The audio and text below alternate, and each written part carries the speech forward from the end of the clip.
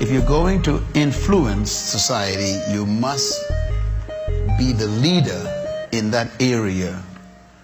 And when we talk about leadership, one of the things that we are running into from time to time is an historical problem.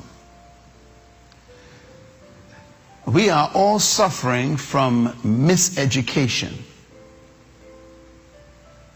We have been educated right out of our own self. We have been trained to not trust ourselves. We've been conditioned not to believe ourselves, and we've been specially brainwashed to never know ourselves. And this is a reality in our region. That's because our history is a history of oppression. Oppression is designed to devalue the oppressed. Oppression's goal is to break the spirit of the oppressed.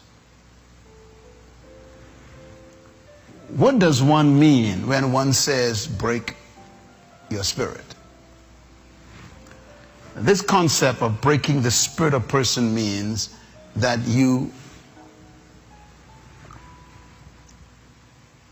control their thinking until they surrender. That's breaking their spirit.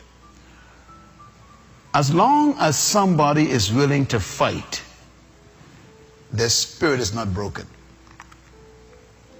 But when a person surrenders to the context or the environment or to the powers that be and decide, I'm not fighting anymore, I have to accept what is, that person's spirit is broken. And, of course, the oppressor has succeeded. This has happened to us in the Caribbean. Most of us hate to admit it, don't want to even know it. And the saddest part of it is we are suffering from it and don't know. Broken spirits. So we have come to agree with the history of oppression that we are not capable of leadership. And that leadership is only reserved for an elite group of people who are definitely different from we are, and they are chosen somehow by the gods to be superior to us. And so we have surrendered to that context. And they even remind us to, read my lips, stay in your place. You know your place, they say. This concept is real. It still is real in your country right now. We don't talk about it. As a matter of fact, I sense it many times myself because I travel throughout this area of the world. There are people who would assume that I sit second class.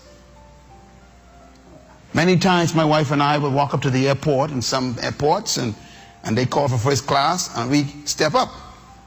And the person would repeat, I said first class. And the implication is you cannot be first class on an aircraft going from here to Zurich, Switzerland. That's the assumption. They look at my pigmentation and they assume. I think you misunderstood the announcement, they said. Well, that happens here in your hotels, in your banks, in your insurance companies. It's still happening, where people wonder, what are you doing here? Problem is, you and I have accepted that unconsciously. So when we talk about we having a leadership series, most of the people stay home because they are still controlled by the oppressive idea that leadership is only for an elite group of people who are specially gifted And I, who am just a normal person, average person, that is not for me. This is a satanic concept that you're thinking. Because the entire reason why you were created is leadership. I've been trying to convince you of that for 29 years. And some of you still don't believe me. Because I myself too was trapped by the same misconception about me. I almost believed them. Until one day I was introduced to myself. And that introduction came from God, the Creator.